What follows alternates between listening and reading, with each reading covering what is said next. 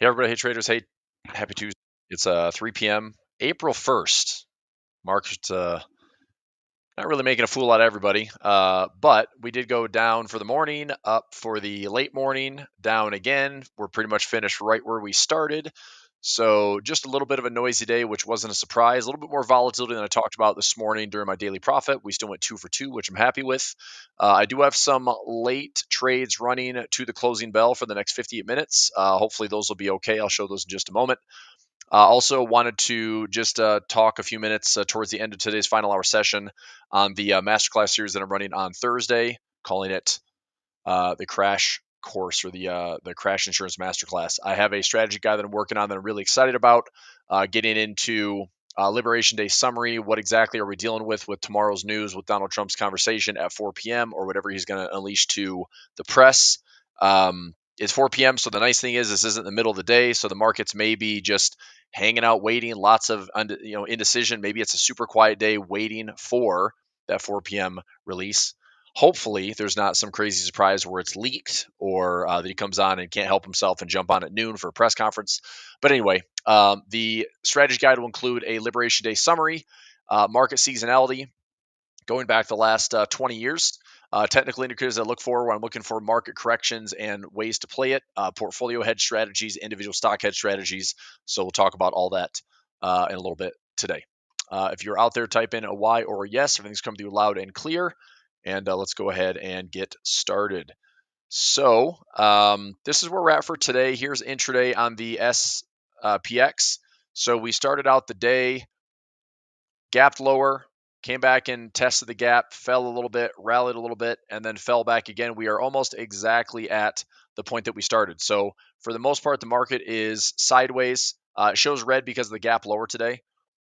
We had the Nasdaq up about 1.3% at one point. Let's go into the day. So we opened up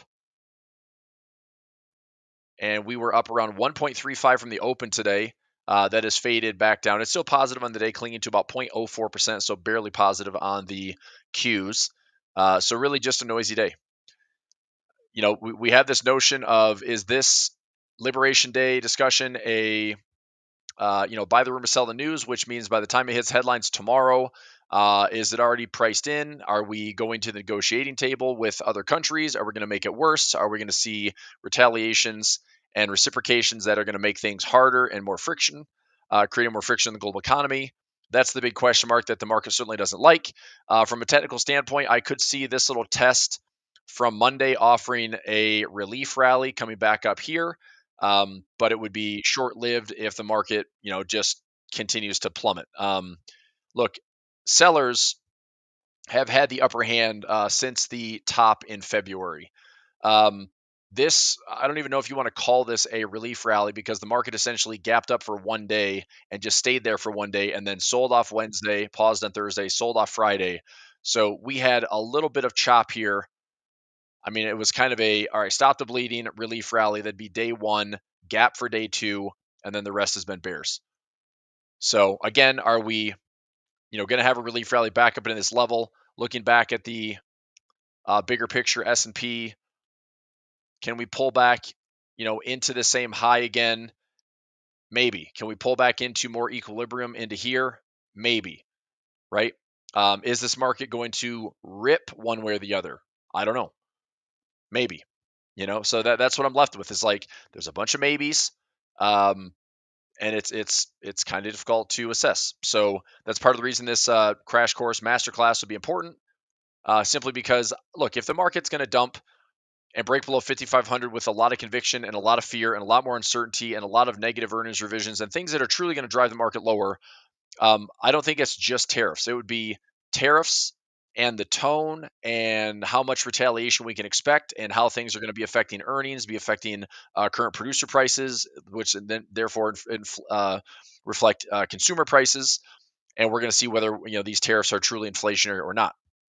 And if we have, most importantly, would be earnings revisions, it's going to drive prices a lot lower. I think that this low is not safe if we're driving prices lower. This is my next yellow box right in here. I am estimating this would be basically a whale put level around 5,100, and this would be my strong technical support. So if we are going to break below 5,500, the targets I would have as a bear would be between 5,100 and I would even say 5,150 down to 4,850. Those would be my key levels. And I know that's not perfectly precise, but I would be willing to take some stabs like I did in here when the market was, at least stalling at the lows. I took some bites that paid off really well for a couple of weeks.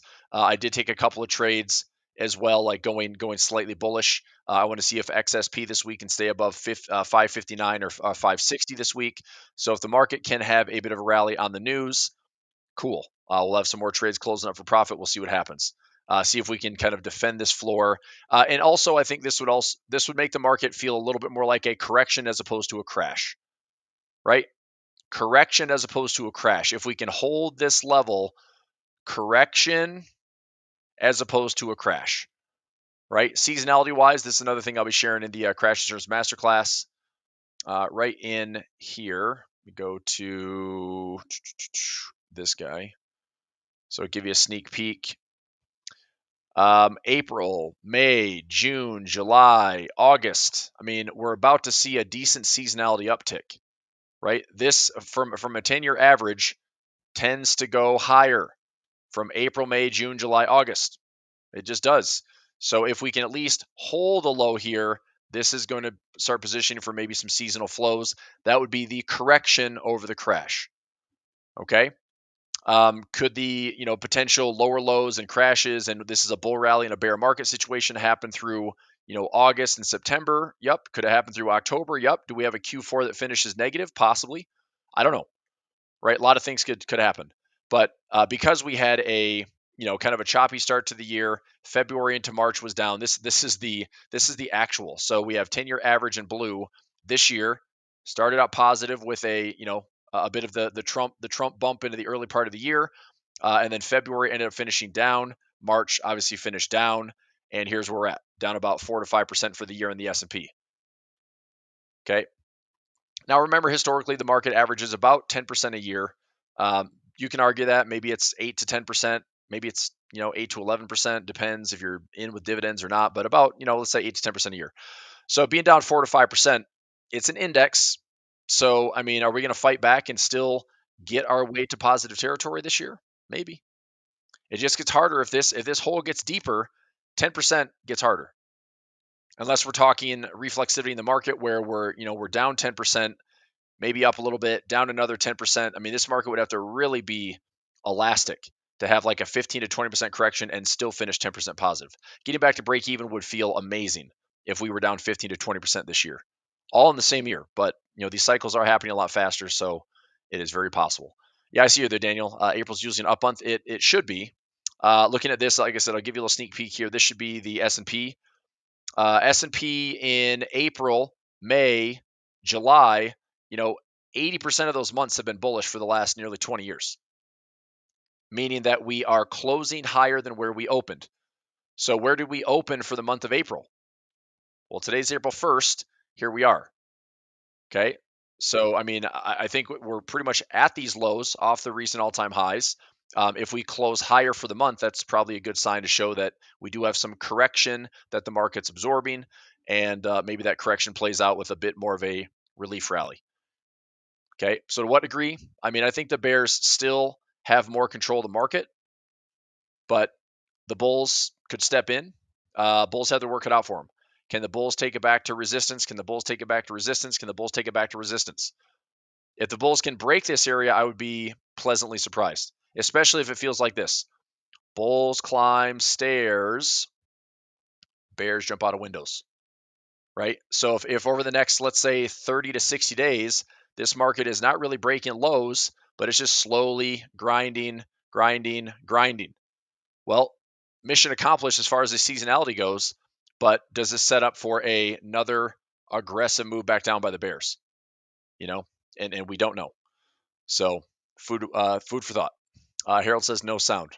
I think we're good. Check your audio. If you're watching on YouTube, make sure your speaker button is on. It's not muted.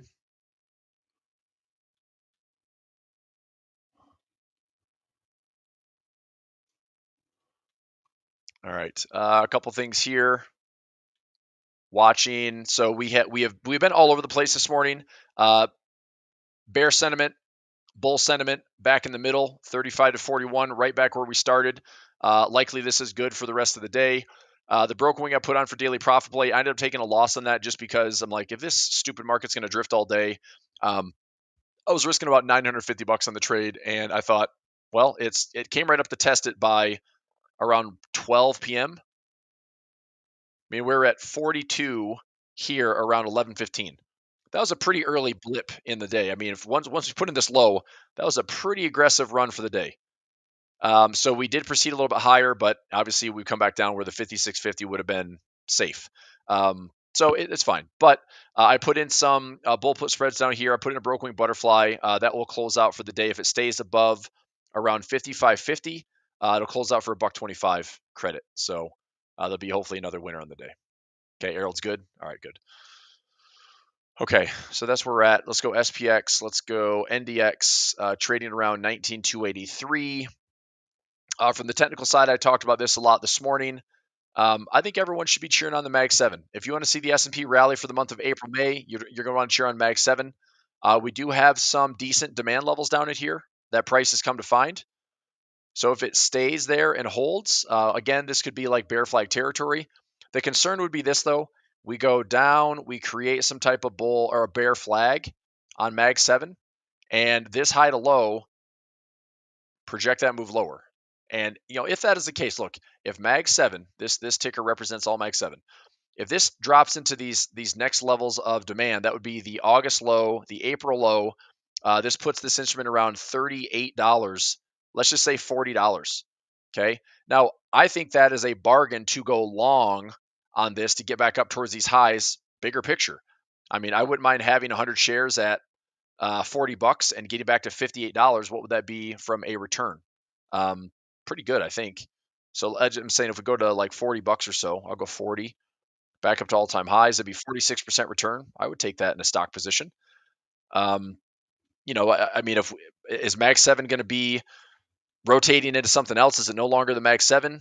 Is this large cap tech? I mean, I think it's hard to look at stocks like Apple and Amazon, Google, Meta, Microsoft, even some of the Fangmans back in the day, and think that it's going to fail, to think that these companies are going to go out of business. I think these companies are no longer going to be as big and as popular as they are.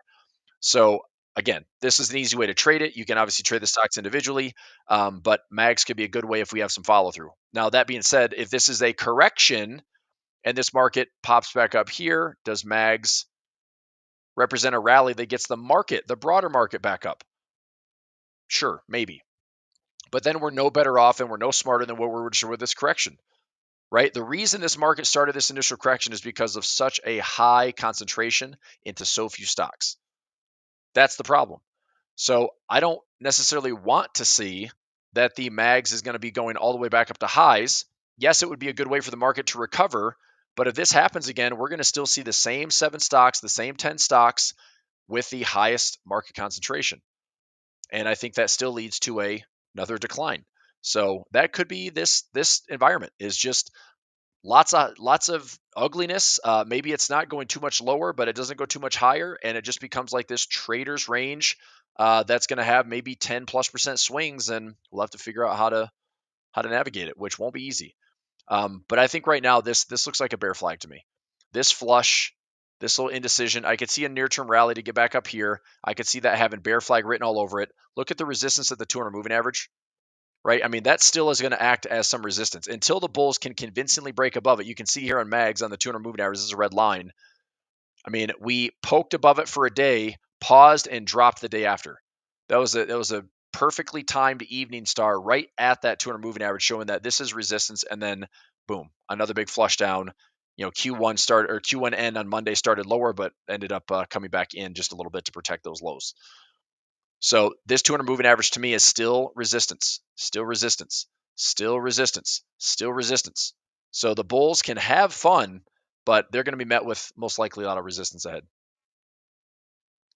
Okay, so I think mags is an important thing to watch. Go to your other indexes, go to the SPY. You'll see something very similar. There's your S&P 200 moving average. So do we have a low, the market comes back in to revisit these highs. There's your 200, right? Do we hit the same 2-week highs again? Resistance here. So we can say we've got resistance at the 200. We've got resistance at the recent pullbacks. We have resistance at this previous support level. So bulls can rally, but to where? Probably equilibrium. If we're going to get it, we just protect the lows. We pull back to like the 38250 zone, and then we'll see if the bears step back in and push it back down. Okay, Qs, similar. There's your 200. There's your previous high from the 2-week pullback. There is your support, and there's your support. So if the Qs can hold this level and rally and rally and rally and rally, perhaps we get back up to this high, low, try to find this like 50% zone, and then see if the market from there is ready to go lower. Okay, so we will see. Trying to think what else. We don't have the death crossed yet. The 50 is this line right here, hasn't crossed over the 200 yet. Okay, SPX, the 50 hasn't crossed over the 200 yet. So we're still kind of safe. This is interesting. I've got SPX 500 divergence level here. Doesn't quite read on the SPX, but it does on SPX 500. That's very interesting. So some hidden bullish divergence, which I did talk about on Monday. With that push below, I said, well, if we close back above, that could be hidden bullish divergence to cause a little bit of a buy. RSP actually had a slightly higher low. Equal weight, that's the argument this year, is that equal weight will perform better. Futures even, this is crazy. Futures didn't even break fresh lows. So ES didn't break fresh lows. MES didn't break fresh lows. NQs just poked the lows. MNQ poked the lows. Dow, I put a position on today on the Dow with potential ownership in the 360 zone. But again, didn't break the lows on Dow. We're sitting right around that 200 moving average. Really critical spot. We have some hidden bullish divergence on the Russell. We got some pivots to go back to as well. Plenty of past support resistance on the Russell. We'll see if it holds. So recent lows broken. Look left on the chart. This area seems to be holding up okay. Make this a little bit thicker here. So this past resistance, if that holds as support, we're going to see if the small caps can close above this and stay above this. Otherwise, again, maybe more to the downside if we wave our way through this. Maybe more to the downside. I said earlier today in a live session, if we have the Russell back down to like 160, I'm going to take a pretty good position on that. That would be I don't even know, probably a 30+% correction. Let me check. So from highs to lows, that is around 33% off the highs. Be pretty extreme. I'd take a stab at it. All right, VIX is I'm going to go back to this other chart here for some cleaner charts. Here's VIX. So yesterday VIX was up, faded as the market rallied off of that gap lower. Today things are pretty calm. We're still elevated above 20 though. So we have some, ample volatility.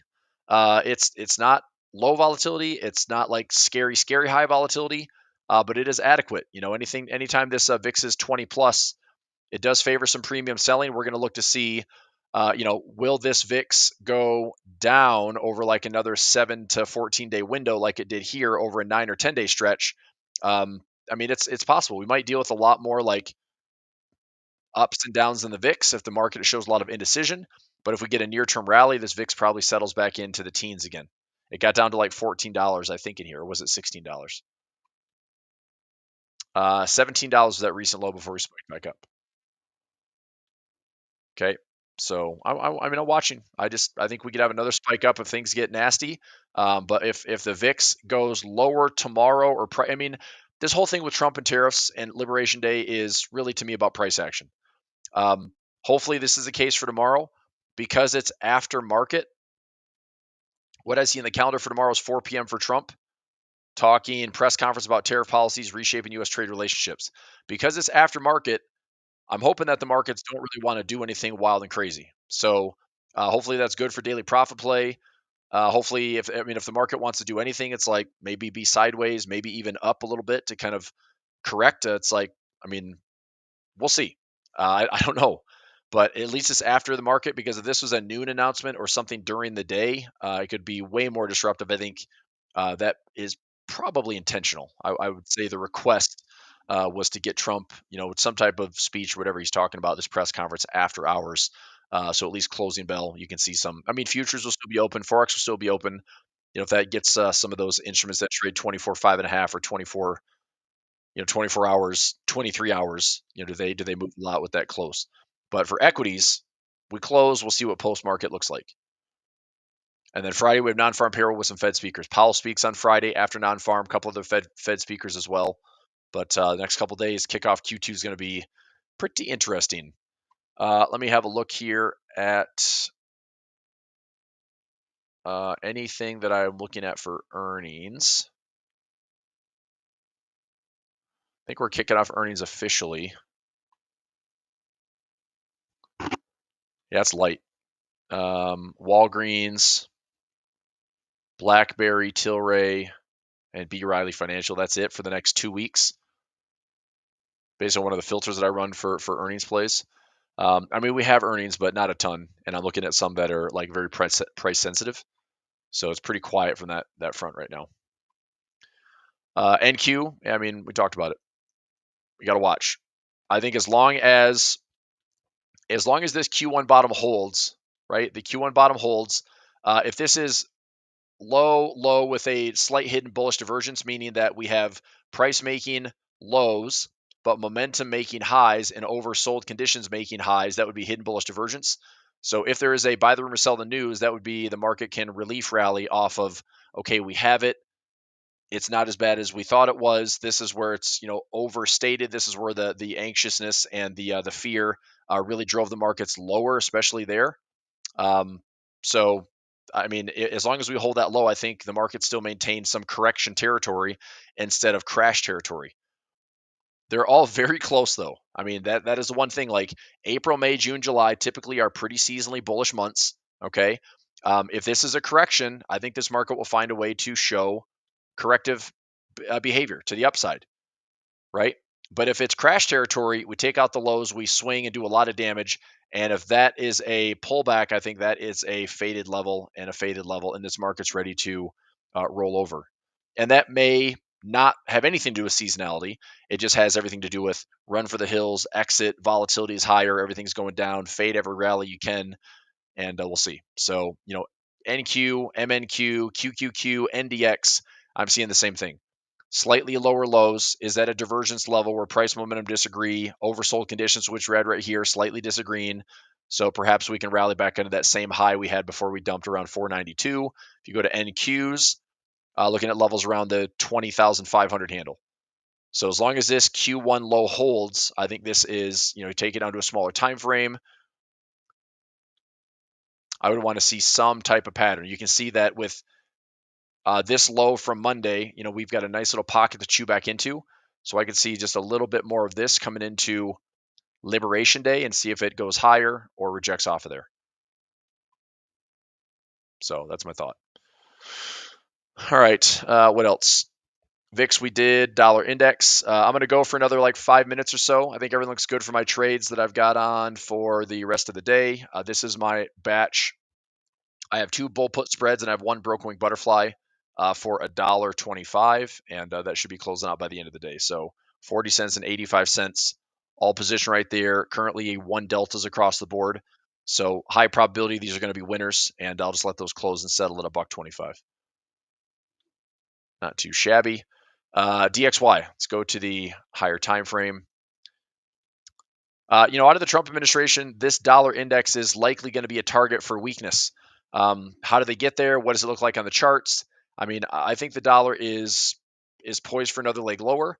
We do have some inefficiencies to pull back into. I said some of the dollar will crash. I didn't say that. I said that the dollar is, likely heading lower. I don't think I rarely use definitive terms. So I think the dollar correction is done. Like this was the correction area, thinking that the dollar would head back up. Doesn't look like that's the case. I think right now the administration probably wants to see a weaker dollar. to get this trade balance better position for the U.S. to get things more favorable for trade and everything going on with tariffs. I think the weaker dollar is in play. I just don't know if the weaker dollar is going to be also correlated with a stock market move or correlated with gold. Gold has been up as the dollar's been dropping, right? Dollar's been dropping, but the stock market's been dropping as well. That's usually not a typical correlation we see. So, I mean, now that it has broken what I thought would be the strongest support zone, to me, this is a minor pullback that rolls over into a retest of 101 or retest of 100. If the lows don't hold here, we're talking crash material if we are below 100. If we break below 100 with a lot of momentum and a lot of force, then yes, I could see this being like, holy crap, this dollar is crashing. Now that would be a high to low. Does this measure out to be symmetry? Maybe it does. It's going to be interesting, you know. So at the very least, I am short the dollar. I mean, I'm looking at euro dollar longs. That's one of my positions. So I'm short the dollar going back down towards these breakout points that happened back in September, October, or back down to major multi-year lows. So I think the dollar is still in play for a short move. I think currency wise, I mean, euro dollar might be the cleanest one. I mean, that's probably my favorite technical setup. I'm also keeping a close eye on Aussie dollar, which I did take some stabs at and took some profits on. Right now, Aussie dollar, I'm looking left on the chart. If we came back down to the lows, I might take a bite at those levels, and also dollar cost position way down to this 2020 flash crash low. So it's not that many pips as far as the way that I space out small trades. If this was a like 6,200 and then a 6,000, then a 58, then a 56, I could take 4 small trades in here and plan on some type of, even if I took trade 1, 2, 3, 4, and they come back to trade 1, take a break even or small loss, win, win, win. I'd be happy with that trade.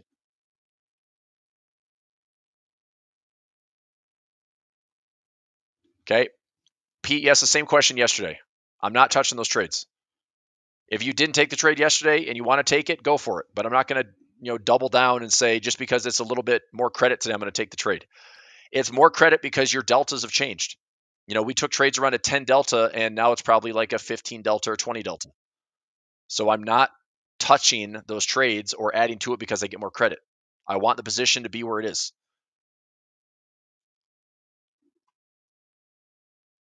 So if you want to double down, you can take another trade. I'm not going to. The trades I posted yesterday, the trades I'm going to keep. Okay. All right. CAD Swiss fine. Yen pairs don't like them. Euro Aussie and Euro CAD. I mean, we're seeing some strength coming out of these Aussie CAD New Zealand pairs, just because we're probably getting a rebalancing. I think this is slippery territory, but wouldn't be too surprising to see, on the smaller time frame, confirming some bearishness, getting back down to the same lows, finding some fib levels on this little rip to the upside that was pretty inefficient. So I could see that like kind of settling in. Market makes a little bit of a high, and we'll see. We'll see what it does.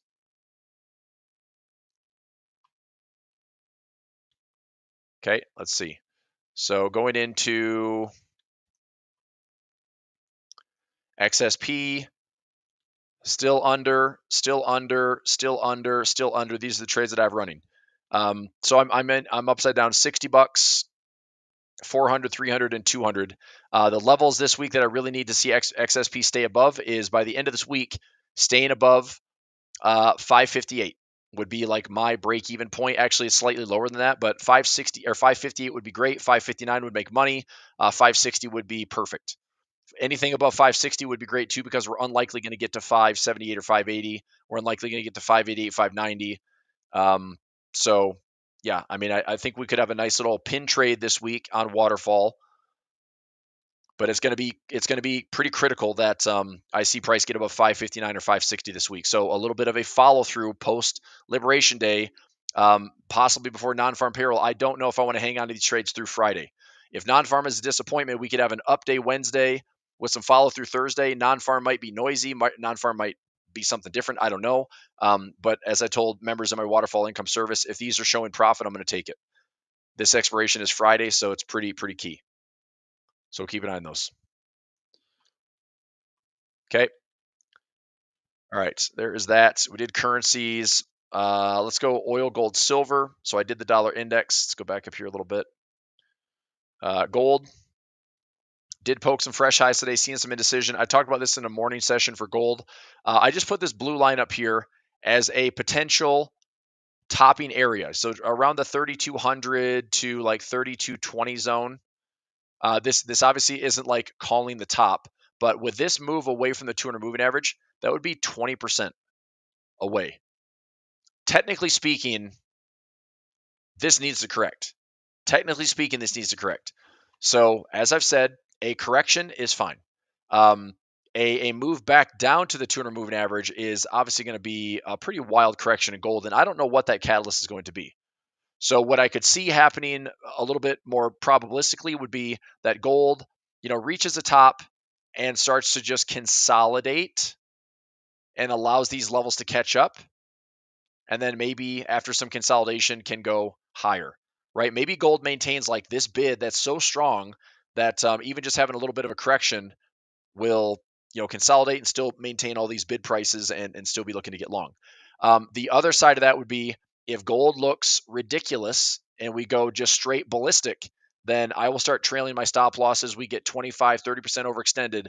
I am going to start trailing gold and I'm going to be willing to take my profits on that. Okay, because that move to me is going to mean a crash is coming at the end of it. You don't see markets go straight up without coming typically straight back down. I've got plenty of examples. Take a look at, you can look at stocks. Palantir, what did it do? Went straight up, crashed. What about Carvana? Okay, went straight up. This is a pretty good crash for 40%. Go to Netflix. It's not nothing. 1,063 down to 853. That's a $200 drop in about a month. Meta, same thing. Making higher highs and lows, but starts to get really inefficient towards the end here and then drops hard. Go to Walmart. Virtually exponential and just rallies, rips, overbought conditions, and drops. That's a huge correction from 105 back down to 83. It's a big move. That's a 20+% correction. Okay, you go to other things like lumber. Let me see if I go lumber futures. It doesn't even go back far enough to show it. Let me go to the CFD. See if there's more data here. Cash, LBR. This one has, there we go. Here's lumber. I remember it. It doesn't even show the freaking price back to COVID. That's annoying. See if I can go back further. I'm looking for more data. Let me go LBR. Nope. Well, that sucks. Random length.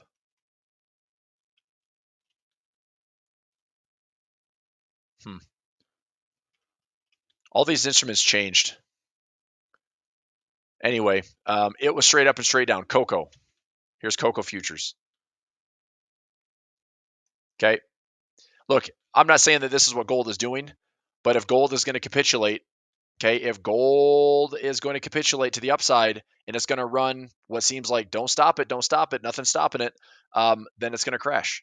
Look, this is a fib from cocoa futures from this low to high, pulled right back to that 55 and 61% zone before coming all the way back up. That was a crash back down. You can see how the bulls and bears fought in here, maintained a bid. I actually wanted to take this trade. I just it's not available on a Tasty Trade platform. But that would have been a really nice short on cocoa futures. I would have loved that trade. So, technically, it's actually been pretty good. Did OJ crash? Where are we at? OJ? Oh yeah. Look at that. Oof. That is a crash. When? December to now.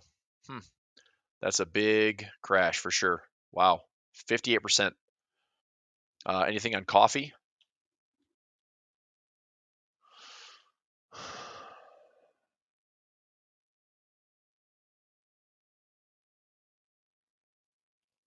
Coffee's still hanging in there. That's a pretty big move on coffee. Up 200% since October 2023. But, every push, it has a pause. Every push, it has a pause. If we have another push, that could be enough to, pause or roll over. But look, take this low, Whenever this thing creates a high, go about 50%, we're probably going to see some type of crash on coffee coming sooner than later. These markets will revert, so gold will revert. And, I can make a bold claim and say that gold should pull back by the end of the year. I mean, it should. I would be shocked to see it go all the way to the end of the year without touching this 200 moving average. But like I said, it's either going to, continue to drift higher and then have a normal correction, which is fine, and we find some dynamic support to then stay bid, or gold just runs with all the uncertainty, keeps going, keeps going, keeps going. If we start to get a chart that looks pretty silly, and gold is like one of the best performing assets this year, then I'm going to be moving stop losses. And, I put about a 3% stake in gold, and it's probably trading for about 6 or 7% profit. So I could certainly look at a rebalancing. I think otherwise it'd be kind of overextended on something that's performing well, but want to make sure I'm protecting some profits. Yep. So, all right. Anyway, that's that. Bitcoin, really quickly. Bitcoin is up to around 84.8 today. Green candle. I said this one time-wise, I mean, we're looking at some interesting seasonality for the market, right? Look, I think in the next 1 to 3 weeks, we're going to see how resilient this U.S. economy is. It is very possible that the U.S., as a 10% correction, S&P, about a 10 to 11% correction, if we stay in that area, okay, I could see the U.S. market doing that. Okay, I could also see the U.S. market doing this, come back to the middle, right? Now, is this a bull rally? Is this a bull rally in a bear market? We don't know yet. I think the hardest thing for the price to do would be we go down here, we dead cat bounce for 2 weeks, we come right back down in 3 days, we gap lower, we close back for the quarter, and this market just goes bye-bye. I mean, that would be, to me, if there's any reflexivity in this, like that type of crash, who knows? I mean, that would be like something for the history books where it's like, yep, you had about one of the 6 fastest corrections that just became one of the fastest corrections, like since COVID, since whatever. I looked at the quarterly performance; it wasn't even top 10. So I mean, we're really not in like awful territory. I mean, a 10% correction happens every 1 to 1.5 years. So we got it. It happened last year, July to August. It happened right now through February, March. So, but seasonality wise, April, May, June, July typically are pretty bullish. I mean, most of the time, this is S&P for the last almost 20 years. Even March. I mean, most of the months in March finished positive, which is kind of crazy. Obviously, March didn't do that this year, so it's not foolproof. But April's pretty bullish. May is pretty bullish. June may be a bit of a summer pause as things kind of take off, but like July is pretty bullish. August, September usually not so much, but we have some corrections coming there. September to October, usually October starts off at a rough note because of September corrections, but then November is historically like very bullish. So if we can get through like a pre-summer push like April, May with enough momentum to keep us into June without doing too much damage, April, May, June, July, I could see this market trying to fight back a little bit. And what does the market need to be reassured of? U.S. labor market is fine. Recession signs are decreasing. The narrative changes a little bit. If this whole tone from Donald Trump becomes a little bit more positive or optimistic, I mean, look, man, Jim Cramer is calling out Donald Trump right now. He's comparing him to Jimmy Carter and saying that everything was good, this economy was good until it wasn't. And I don't know. I mean, it's a very interesting argument because you got some that are like, the government has to do this, we have to do this, or else it's going to be a fiscal cliff, blah blah blah, which I don't deny. But it's the tone in which we're doing this, and also the disruption that we are potentially having on the global economy, right? Like we might want to play hardball so badly that we isolate ourselves where trade relationships are strained, and that's not a good thing. So, I mean, I get it. Like people want us to buy things, but if all of a sudden countries think like, well, we just are going to repatriate our own money and we're going to charge retaliatory tariffs because we don't care. Like we don't care anymore. I don't know. Like that's potentially how bad it can get. So anyway, all right. Let me do this. Market's looking good for the close. Got about 19 minutes left. For the time that I have remaining, I would like to jump into a masterclass series that I'm talking about through Thursday. This will be one of 4 classes that I'm doing. So if you take SPX for one contract, Dean, I think you can do the math on that, sir. 2.4 times 15%, you looking at a debit about $2 to $2.04 gets you out with that 15% profit. Oh, I know Jim Cramer's always wrong, but it wasn't a stock pick, right? I'm not talking about the inverse Jim Cramer stock pick that performed like 60% last year. I'm talking about just the commentary of him kind of, calling out. I mean, look, I feel bad for Jim Cramer. The guy's been like blackballed as like the worst possible stock picker outside of Kathy Wood. And yet he still has his own show and he's still a hard worker and he knows his stuff, but people seem to use him as a contrarian sentiment indicator right now, which is crazy. Aren't tariffs a consumption tax? No, they're actually a production tax. So tariffs are for producers, right? But if producers absorb the tariffs, they're going to want to pass on that buck to the consumers or the buyers. So it's very possible that ultimately the consumer pays more. That's why this whole idea of tariffs being inflationary is because if you can pass it to consumers, the question is, are they willing to pay it? If consumers are willing to pay it, if buyers are willing to pay it, then there really isn't anything that's going to be wrong with them. But if tariffs get passed and you try to pass it on and nobody buys it, then you have slower growth, revised lower earnings. That's the domino effect that comes into lower lows. Okay. Dean, let's do some simple math, man. $2.40 credit. You said one contract, right? So if you did 15% of that, you close it out for a 205. If you're trading SPX, it closes at zeros and fives. So 205 would be so 2.40 minus 2.05, you'd have 35 cents. Okay. Minus your commissions fees, you're going to make about $33 to $34 on the trade. That's your trade. Okay.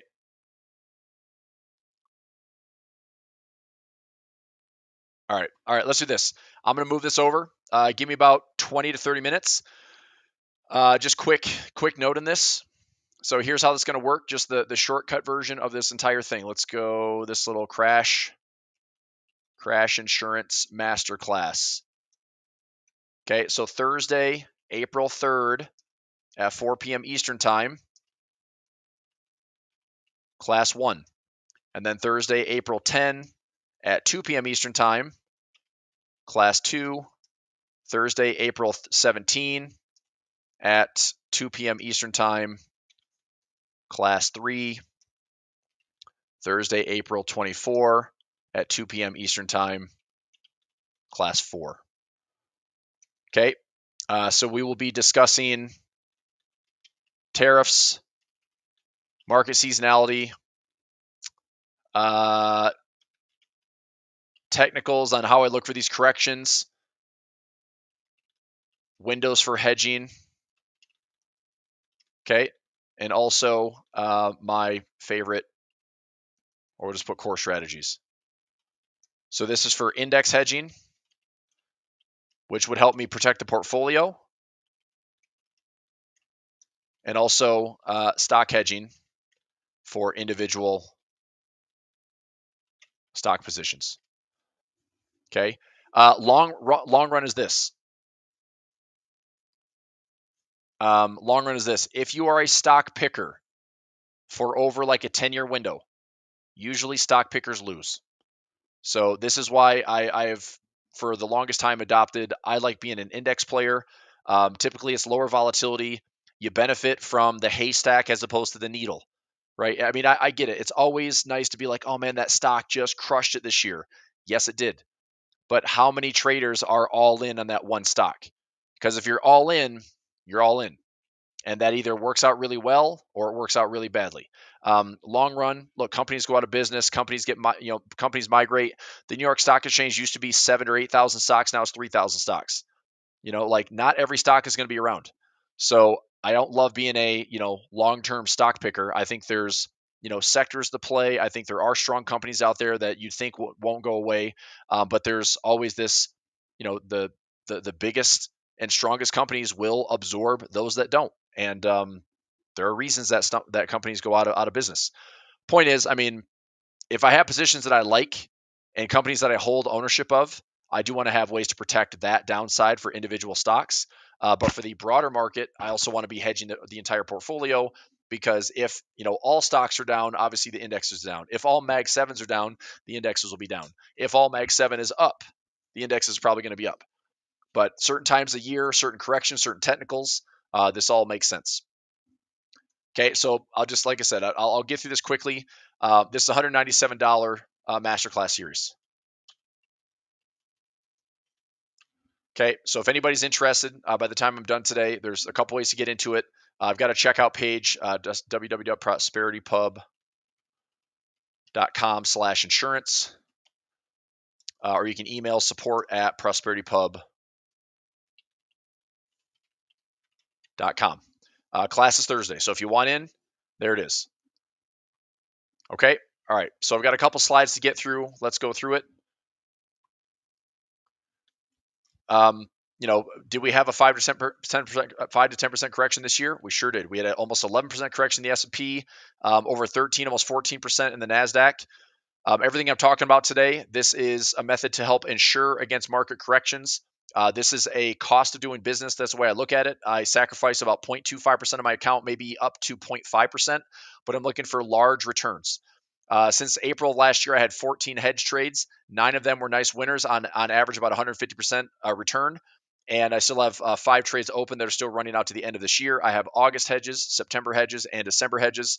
I will talk about these in class on Thursday. Like any system, is not foolproof. There's going to be winners and losers. I don't win on all these hedges.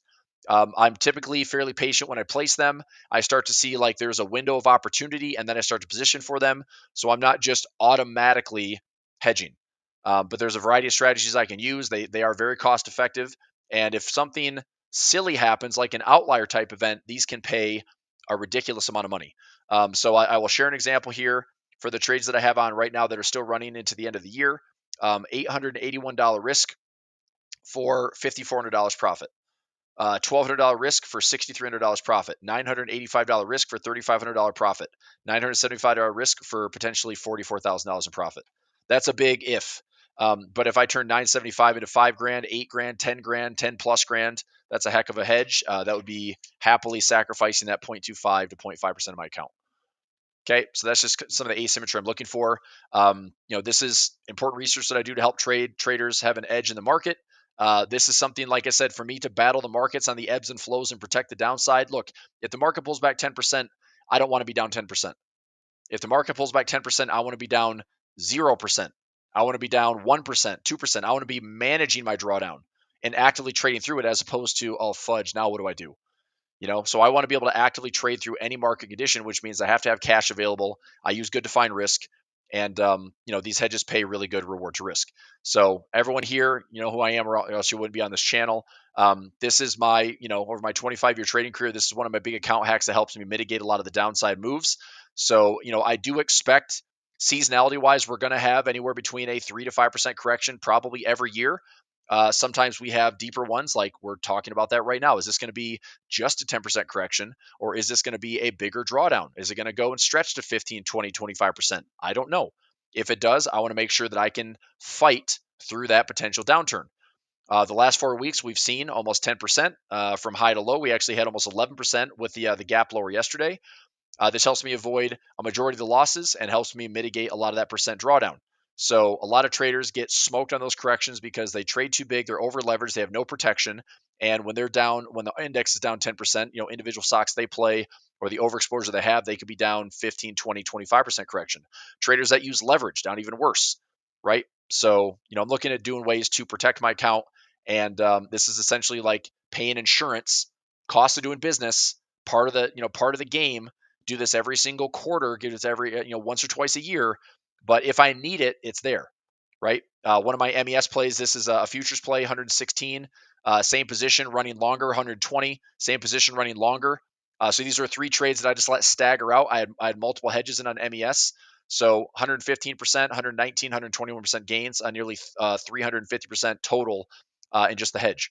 That helped me alleviate a lot of the pain through this market downturn for 10 plus percent. So I'm not saying that to brag because I've been doing this for a long time.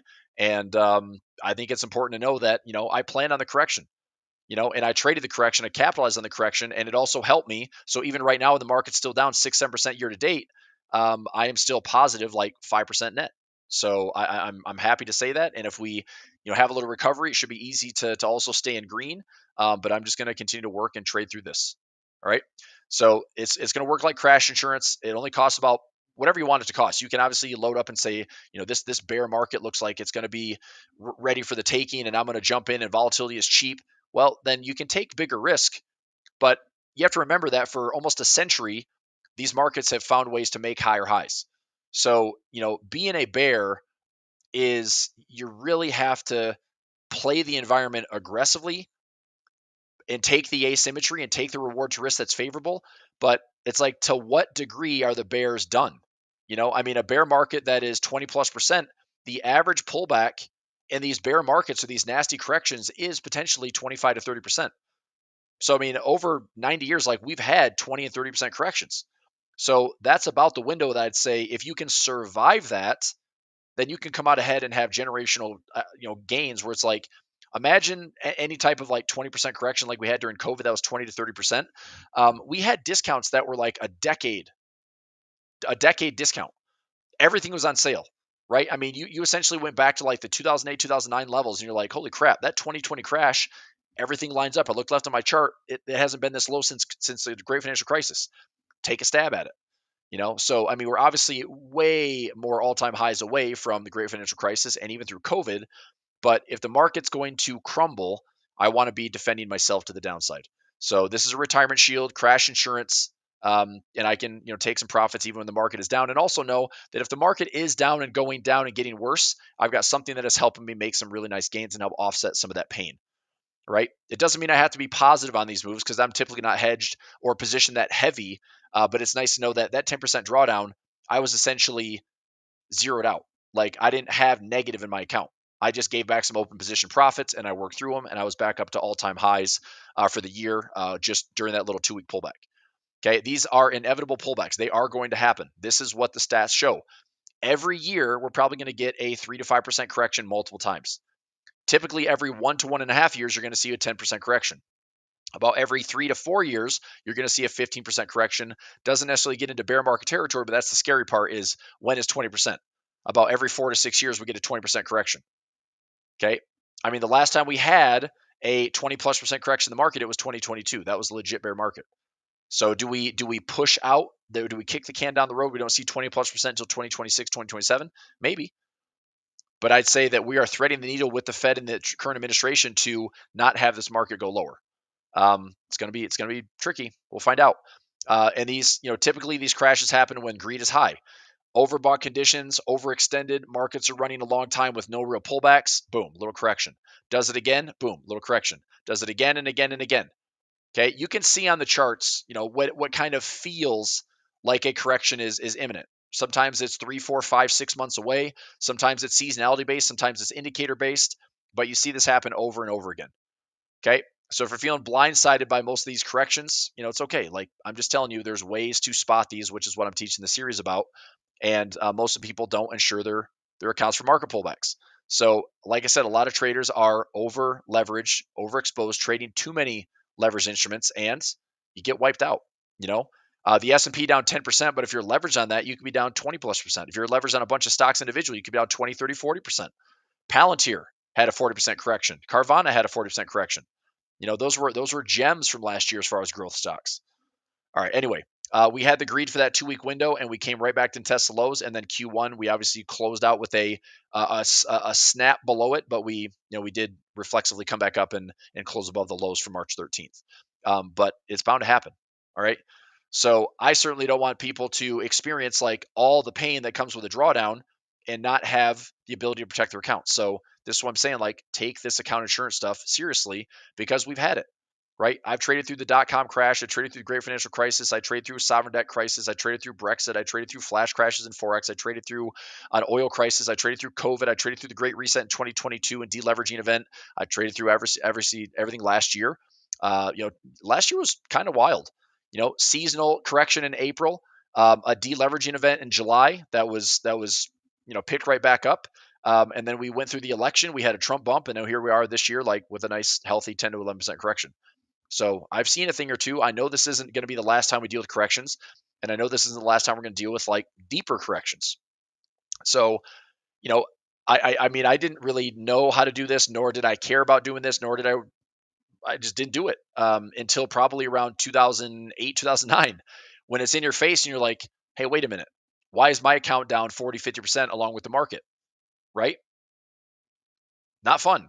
And then you start looking at ways like, oh, there are ways to insure your portfolio. There are ways to protect your downside. So, when I started managing money, this is what really opened me up. So, we've had expected downsides, but when I talk to clients, it's nice to tell them with confidence that we're okay, that we're positioned for whatever the market throws at us, up, down, sideways. I'm going to grind it. That's a big thing. So, dug into the research. We're looking at about. It doesn't take a lot of risk in order to have high reward payouts. So example, if I put on like $1 debit, I could potentially have a $5 or $10 credit as a profit. Just do the math on that. So if I was willing to risk $100, I could potentially make $500 to $1,000 on that hedge. That's how nice these reward to risk setups are for a tiny fraction of your account.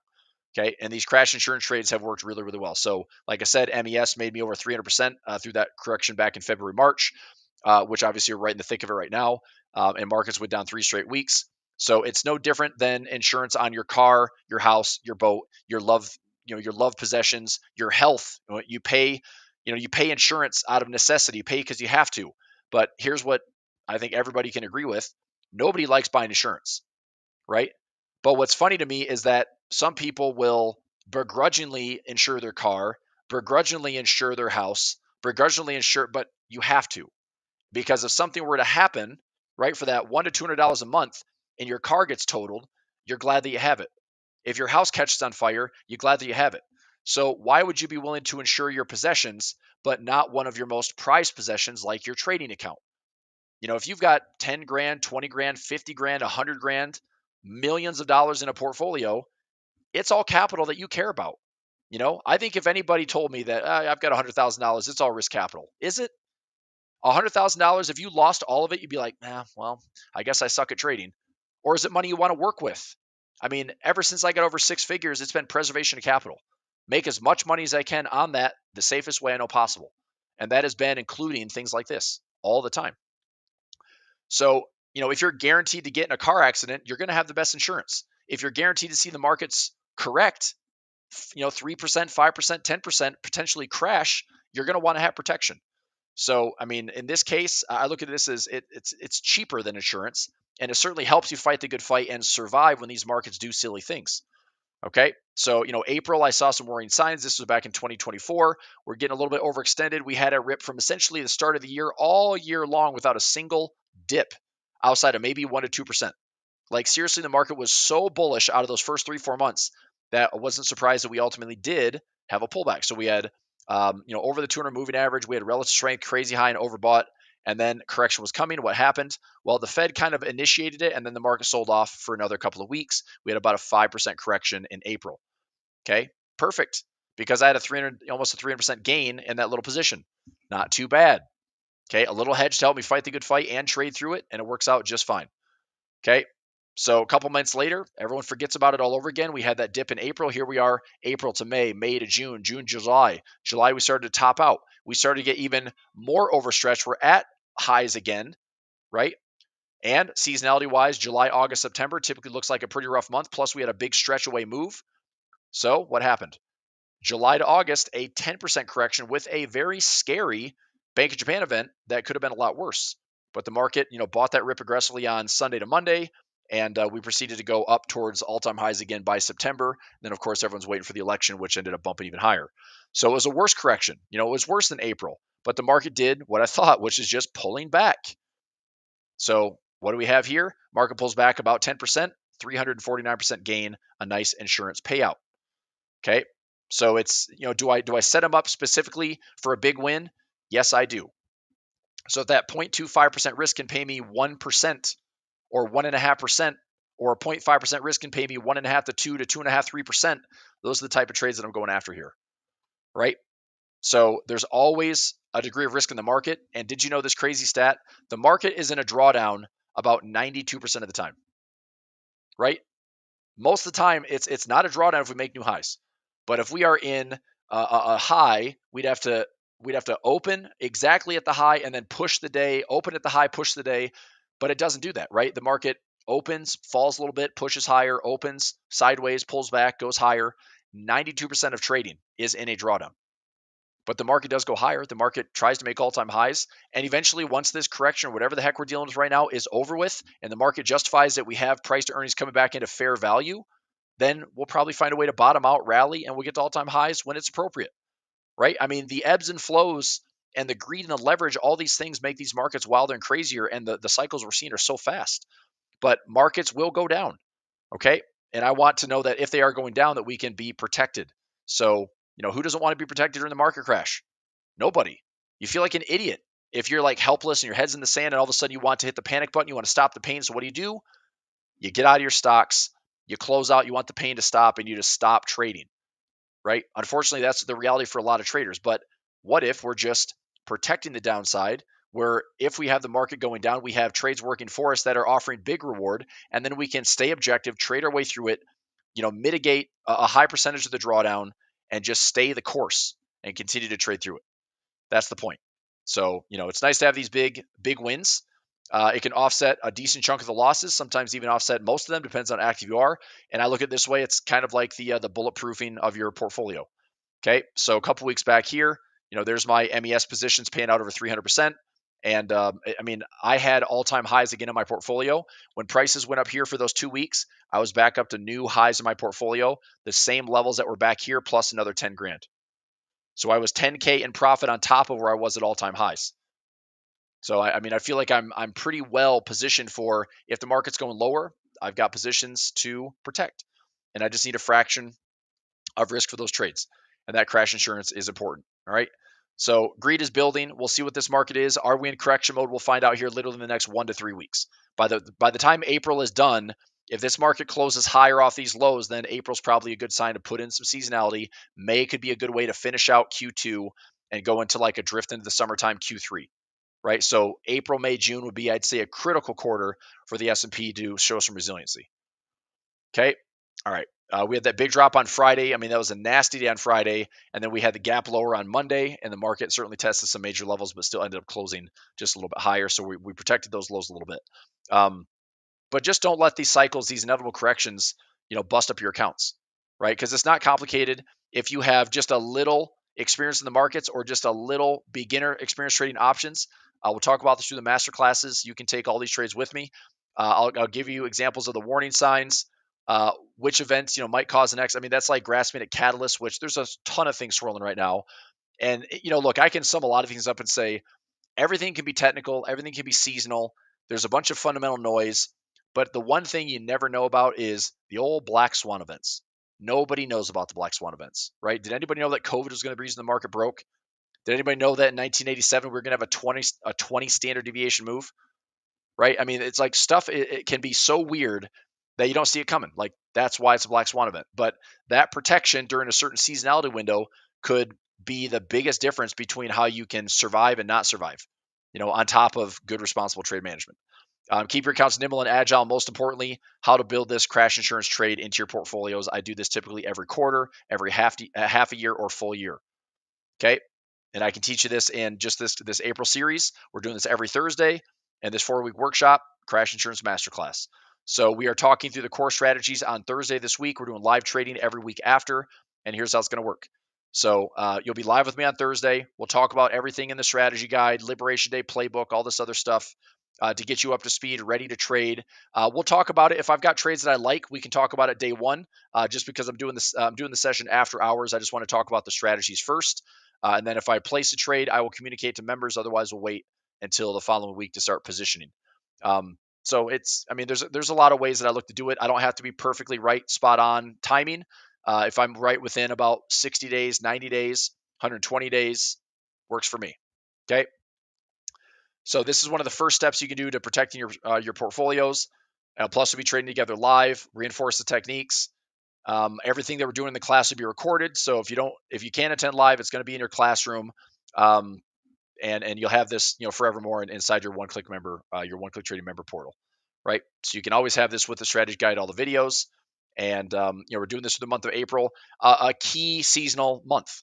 On top of right now, it's like literally tomorrow, we're going to find out what Donald Trump says about tariffs and retaliation, what the price action does. That's really the most important thing, right? Price tomorrow isn't going to be pricing in tariff stuff.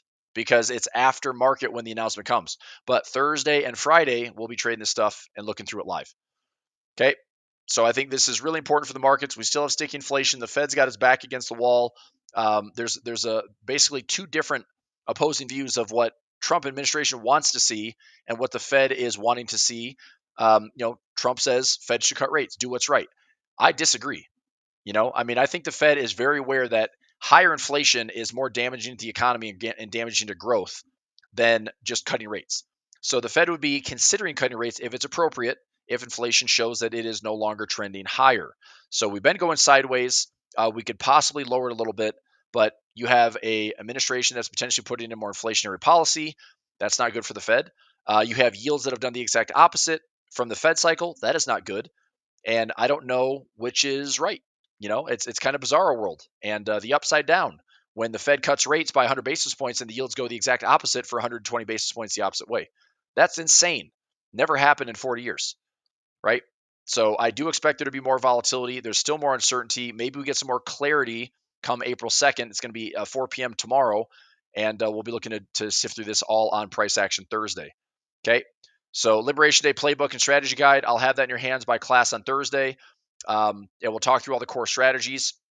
Also trading together live for the rest of the month and everything you see here. So Retirement Shield, I'm looking for these to pay out even during I'd say little, but like 5% corrections noticeable, right?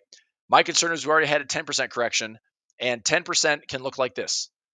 We can have 10% down, 6 to 7% up, and we could have another 10 to 15% down.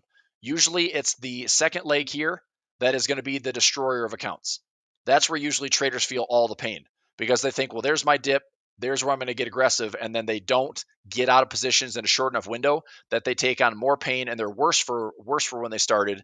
And that's the hardest part is like that second leg lower or even that third leg lower. It could be easy wave pattern. We could have 1, 2, 3, 4, 5 down, but if it goes lower, that one stings a lot of traders. If it goes lower, that one stings a lot of traders. All this tells me is that people aren't properly positioned for protection. That's all I see, right? Okay. We'll talk through the fallout with Trump's conversation. I'll get the summary of it so we can discuss it on Thursday. And bottom line is whatever I'm doing with any of my services, I'm going to be trading these markets, navigating these markets, right? I'm live almost every single day, 3, 4, 5 times a day. I'm trading with thousands of members. You're going to see what I'm doing.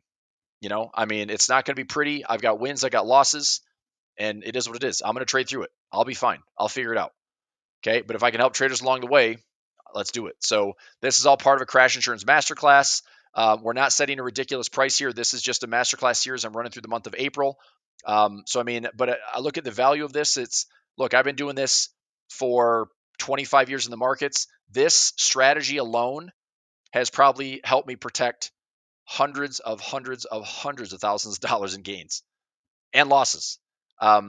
This little quarter 1%, half 1% has saved me, if not 7 figures, easily 6 figures of profit and loss.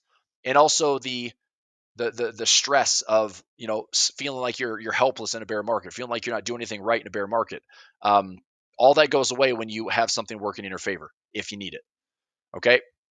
So if you got 5 or 10 or 20 or $50,000 invested, being down 10% stings. And you're like, I didn't do anything. All I did was had a position in, all of a sudden I'm down 10%. What the heck? Right?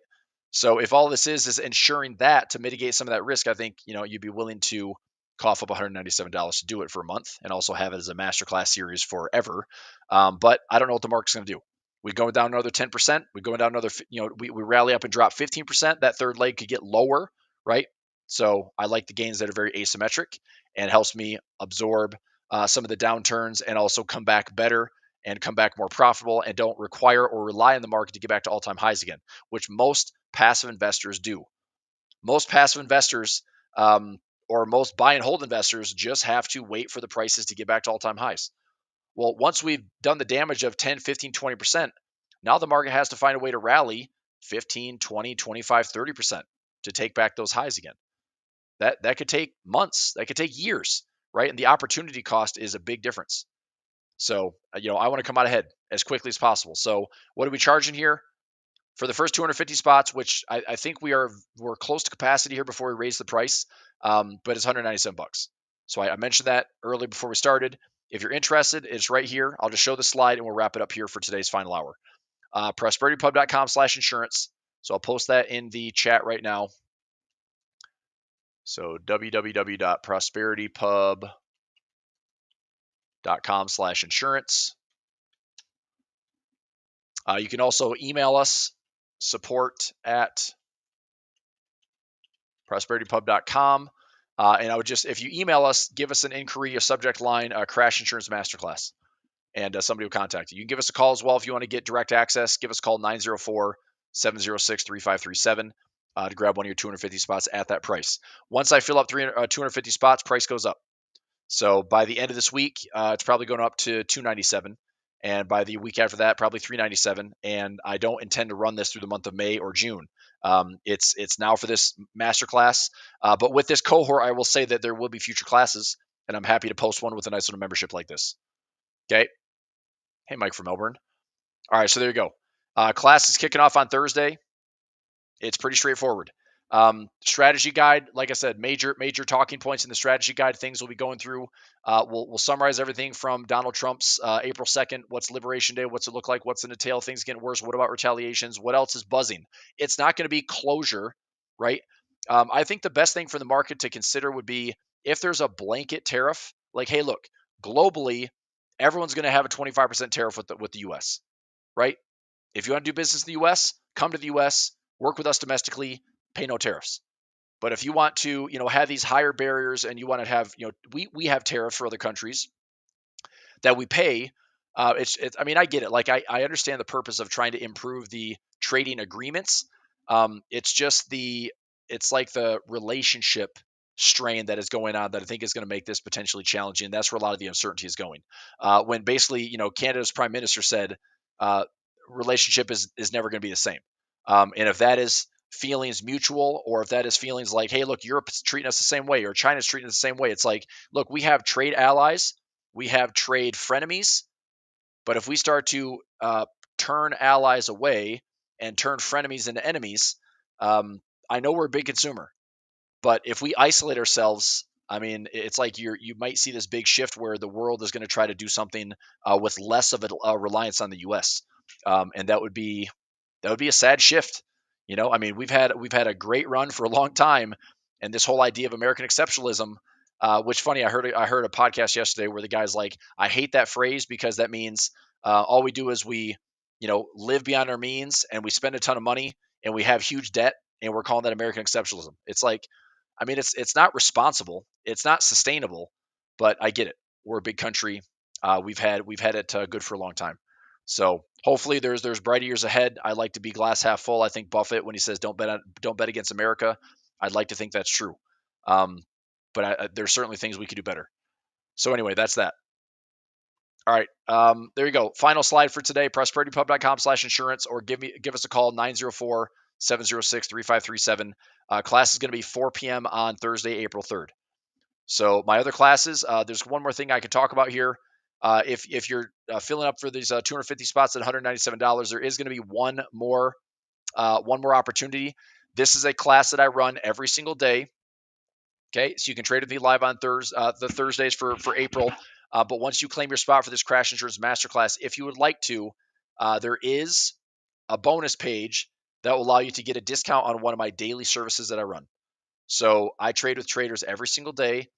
Today we were 2 for 2.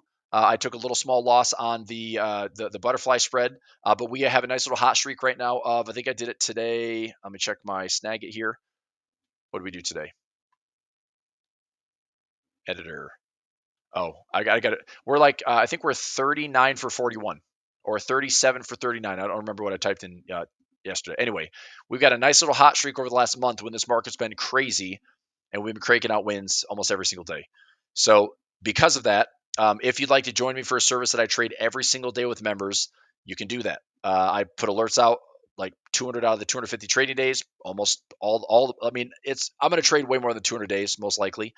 But that's just kind of what the number we set. So 200 alerts, I trade live 200 mornings. We're probably closer to like 230, 240. But I go live with this program every single day. This is my daily profit play. And we're looking at making anywhere between like $50 a day, $100 a day, depends on the risk we're willing to take. But it doesn't matter what the market is doing. This is a strategy that allows me to go after income plays every single day with some of the best probabilities that the market gives us every single day. Right? This is what market makers have done for 50 plus years. It is their job. And I know that this is like one of my biggest services that I've got a lot of happy members. We're active every single day. And you can apply your crash insurance masterclass that you can basically serve that as a credit. So if you're willing to jump up and say, hey, man, I'm going to put 197 towards this daily profit play, you can get that entire course for a year, trade with me every single day for that discount.